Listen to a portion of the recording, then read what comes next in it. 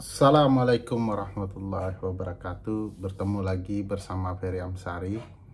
Kita hari ini membahas soal pernyataan Pak Amin Rais mengenai rencana perubahan konstitusi, terutama yang berkaitan dengan sistem pemilu. Wabil khusus bicara soal apakah pemilihan presiden langsung perlu diganti menjadi pemilihan presiden melalui perwakilan di MPR kembali. Pak Amin mengatakan bahwa pemilihan presiden langsung sudah sangat koruptif, kurang lebih begitu ya, karena bisa menyuap 120 juta para pemilih, sehingga perlulah pemilihan melalui perwakilan di MPR. Pernyataan Pak Amin ini perlu ditelisik kebenarannya. Ya. Satu, pernyataan itu tidak disertai oleh bukti konkret apakah kecurangan pemilu itu karena pemilih bisa disuap, ataukah karena penyelenggara bermasalah, terlibatnya aparat, terlibatnya orang nomor satu, terlibatnya penjabat gubernur, dan lain-lain. Nah, ini perlu kita dalami. Data saya mengatakan bahwa kecurangan pemilu tidak bicara soal bagaimana pemilih bisa disuap saja, tapi bagaimana sistem penyelenggaraan pemilu kita juga buruk. Penyelenggara pemilu kita tidak berkonsentrasi untuk melaksanakan pemilu dengan baik. Saya tahu persis banyak penyelenggara pemilu di daerah betul-betul habis-habisan memastikan pemilu dilangsungkan dengan baik, tapi tidak kurang banyak bahwa penyelenggara tidak tertib dalam menyelenggarakan pemilu. Putusan MK menyebut soal itu. Putusan 1 PHPU Presiden 2024, putusan nomor 2 PHPU Pres 2024 menyebutkan perlunya penyelenggara sungguh-sungguh, terutama Bawaslu, memastikan pengawasan dilangsungkan. Bagaimana pemilu bisa baik kalau pengawasannya buruk? Bagaimana bisa pemilu baik kalau KPU berkonsentrasi kepada hal-hal yang tidak diperlukan? Misalnya menyewa pesawat jet, membeli mobil militer untuk kebutuhan pelaksanaan, membeli mobil mewah untuk penyelenggara, satu orang dapat 3 mobil mewah. Itu tentu saja tidak diperlukan. Bagaimana pemilu bisa berlangsung baik kalau aparat keamanan pada titik tertentu dicurigai terlibat, ikut ambil bagian untuk tidak independen? Bagaimana mungkin anggaran negara digunakan untuk kemenangan salah satu calon tertentu yang kita kenal dengan pork barrel itu? Jadi tidak semata-mata, dan jangan disalahkan pemilih saja yang digoda oleh peserta pemilu untuk bermain. Itu bagian penting untuk kita bisa jelaskan. Kalau peserta pemilulah yang bermain menyuap para pemilih, apakah peserta pemilu yang sama ketika proses pemilihan presiden dipindahkan ke MPR juga tidak akan melakukan suap? Padahal di MPR itu angka jumlah kursinya sudah sangat terang benderang. Kemarin 711 anggota MPR ditambah dengan anggota DPR yang baru 5 kursi, dan anggota DPD yang baru 16 kursi. 16 tambah 5, 21, kurang lebih 732 anggota MPR yang baru nanti. Jadi bagi saya kursi 732 itu akan mudah dibaca kecenderungan anggota MPR akan berpihak kepada calon presiden tertentu berbasis kepentingan politik atau kepentingan uang, atau kepentingan politik berbaur dengan uang. Kan bisa saja terjadi gitu ya. Dan lebih enak menghitungnya kalau anggota MPR yang tidak bisa disogok dengan uang berarti bukan untuk memilih capres X begitu ya. Lalu kalau ternyata ada yang bisa dibeli dengan uang untuk memilih, maka angka itu bisa dipastikan jumlah yang bisa disogok adalah 500. Game over. Mereka akan memenangkan pertarungan dengan sogok itu. Jadi akan jauh lebih potensial korupsi dalam pemilihan MPR dibandingkan pemilihan langsung oleh rakyat. Ratusan juta orang hendak disogok, itu gimana ceritanya? Makanya kemarin kecurangannya tidak sekedar sogok, tapi memastikan penyelenggara dan berbagai pihak terlibat dalam permainan.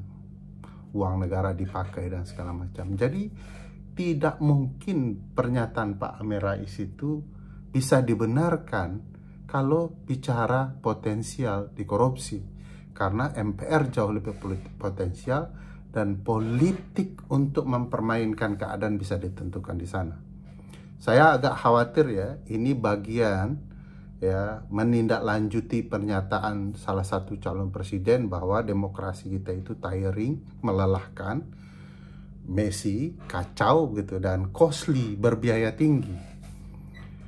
Sehingga ya sudah, pemilihan melalui MPR saja. Siapa yang punya kekuatan politik dan dana akan lebih diuntungkan dalam proses pemilihan tersebut. Jadi MPR sangat potensial sangat korup gitu ya.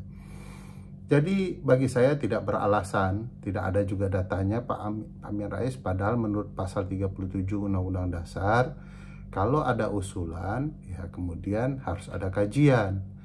Pak Amin Rais bukan masyarakat biasa, dia tokoh politik penting. Harusnya datang gagasan itu dengan kajian, bukan dengan asumsi dan tendensius merusak perjuangan reformasi konstitusional kita dan reformasi demokrasi kita di tahun 98. Padahal beliau dianggap tokoh reformasi. Jadi bagi saya tidak boleh dan tidak bisa reformasi konstitusional yang kita bangun dikhianati dengan cara pandang picik, sederhana, ya, tidak ilmiah. Ya.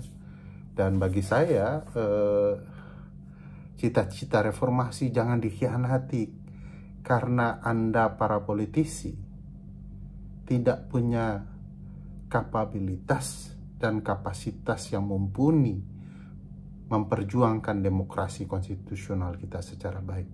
Anda buat partai saja, belum benar teman-teman partai politik.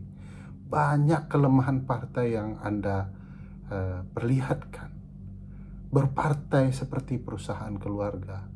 Berpartai kok diwariskan. Bernegara kok dinasti, bernegara kok nepotis. Jadi bagi saya, benahi dulu diri Anda, baru Anda bicara pemilih untuk dibenahi. Karena apa? Tugas partai politik mendidik warga negara dalam cakrawala politik, dan itu tidak Anda kerjakan. Jadi bagi saya ini masalah serius. Kedua, gagasan reformasi konstitusi dan konsep sistem pemilu langsung itu bukan gagasan Pak Amin sendirian. Ini tuntutan reformasi konstitusi. Konstitusi kita itu diperbaiki oleh banyak figur-figur penting luar biasa. Mereka mendiskusikan, menuliskan, mendebatkan konsep konstitusional baru kita yang merupakan amanah dari founding fathers and mothers kita. Kata mereka, ubahlah konstitusi ini ketika situasi menjadi jauh lebih baik. Dan di reformasi konstitusi, situasi itu muncul gagasan itu muncul untuk memperbaiki konstitusi. Kata Bung Karno, ini revolusi Groundwork, ini undang-undang revolusi, ini undang-undang dalam keadaan yang terdesak, suatu waktu keadaan jadi lebih baik, tolong diperbaiki. Ini amanah founding fathers kita. Begitu diperbaiki, malah dimundurkan lagi. Ya. Ketika gagasan negara membuat konstitusi secara terdesak di awal kemerdekaan, MPR itu perlu merepresentasikan rakyat di era penjajahan menuju kemerdekaan, sehingga kelembagaannya dibuat berbeda. Oleh karena itu, gagasan MPR dan proses pemilihan presiden itu sifatnya sementara, revolusi. Nah, begitu Indonesia jauh lebih baik, lebih merdeka, bernegara, kemudian setelah disimpangkan ini kesempatan untuk diperbaiki, persis seperti apa yang dilakukan Afrika Selatan. Dulu Prof. Denny Indrayana menganggap situasinya sama, ya, sama-sama dari rezim otoriter, kita Orde Baru, mereka apartheid, ada angin perubahan besar, lalu dilakukan perubahan konstitusi, dan perubahan konstitusi itu dilakukan demi kepentingan lebih baik untuk masa depan. Nah, sekarang ingin dimundurkan itu apa ceritanya? Apa karena Pak Amin tidak mampu menjadi calon presiden di pemilu-pemilu pemilihan presiden langsung, sehingga kalau di MPR agaklah potensi-potensi itu bisa digali? Apa karena Pak Bamsud ingin juga menjadi presiden? Apakah oknum-oknum tertentu lebih nyaman pemilihan presiden melalui perwakilan, lalu melupakan pendekatan pada rakyat? Kalaulah perbincangan proses pemilihan presiden hanya di debat, dilaksanakan, diperbincangkan oleh 732 orang, ya, yang bernama anggota MPR, bagi saya kok elitis. Kapan mereka mendekati rakyat? Kapan presiden betul-betul orang yang ditunjuk, dipilih, dirasakan degup jantungnya oleh rakyat? Cita-cita, cara pandang mereka didiskusikan dengan rakyat. Kalau cuma di MPR, elit-elit ini sajalah yang bicara, menikmati perdebatan, memperbincangkan transaksi-transaksi politik mereka antar elit politik. Padahal pemilihan presiden langsung memperbincangkan transaksi politik, kehendak rakyat, dan kemampuan mereka mengerjakan kehendak rakyat. Kalau itu dihilangkan, bagi saya rakyat akan kehilangan kesempatan, ya, bernegosiasi dengan calon presiden. Seperti apa Indonesia ke depan hendak dibangun. Jadi ini pemikiran janggal, ya. Saya heran dengan elit-elit politik yang ada di MPR, terutama di DPD, ya, yang coba bicara soal pemilihan presiden perwakilan dengan menghapus pemilihan presiden langsung. Padahal apakah itu problematika demokrasi kita? Saya pikir tidak. Kalau mereka merasa tiring, siapa yang membuat mereka kelelahan sendiri? Kenapa mereka kelelahan? Karena mereka mau mendekati pemilu, habis-habisan mendekati rakyat. Padahal ada 5 tahun waktu untuk mendekati rakyat. Mereka pakai dalam hitungan 75 hari. Ya capek, bro. Siapa yang bilang Messi? Yang membuat pemilu ini terlangsung seperti ini siapa? Elit politik. Elit politik yang memilih Komisi Pemilihan Umum yang segituan cuman kemampuannya. Elit politik yang memilih Bawaslu yang juga tidak kerja ngawasin apapun. DKPP juga melindungi orang-orang seperti ini. Siapa memilih mereka? Presiden Jokowi terlibat secara langsung ataupun tidak langsung menentukan siapa mereka. All Jokowi's men ada di KPU, Bawaslu, bahkan di DKPP. All Jokowi's men ada di Mahkamah Konstitusi. Jadi, elit politik inilah yang kemudian menentukan siapa mereka dan bagaimana mereka bekerja. Ya, mereka lah yang membuat Costly itu ya. Mereka pesan jet mewah, mereka beli kendaraan mewah, mereka beli kendaraan militer yang tidak ada gunanya untuk pemilu. Mereka setiap bulan menjelang pemilu, rapat sana, rapat sini di hotel-hotel mewah di Jakarta. Itu menggunakan biaya dan uang negara. Padahal sudah ada teknologi yang namanya Zoom. Tidak perlu KPU di daerah itu datang ke Jakarta nginap berhari-hari. Cukup teknologi Zoom dipakai untuk koordinasi. Kecuali nanti kalau ada hal-hal tertentu mereka baru datang. Nah, ini cara kinerja yang luar biasa menyesatkan, yang menyebabkan biaya luar biasa tinggi. Pergi ke luar negeri, ya, dilihat TikTok dan Instagram mereka, tidak ada kerja kepemiluan, lebih banyak kerja-kerja yang memperlihatkan gaya-gaya saja. Ngapain harus ke luar negeri kalau ada Zoom, ada Fit Call? Jangan VCS, jangan Fit Call, VC ya, yang untuk kepentingan buruk. Mari Fit Call bisa digunakan keuntungan baik.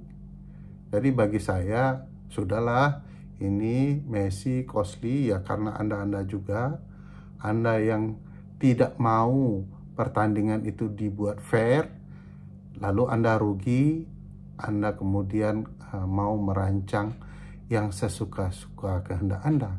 Kecuali nanti Anda kalah, baru Anda akan protes. Jadi teman-teman sekalian, bagi saya usul sistem pemilu perwakilan melalui MPR dan pemilihan presiden adalah pengkhianatan reformasi sesungguhnya. Apakah dilakukan oleh tokoh reformasi itu atau orang-orang lain? Tapi kita semua wajib melindungi hak kita. Tidak boleh kemudian konstitusi ini diobrak-abrik untuk kepentingan politik sesaat, untuk kepentingan orang-orang tertentu. Jayalah Indonesiaku, mari kita kawal rame-rame. Assalamualaikum warahmatullahi wabarakatuh.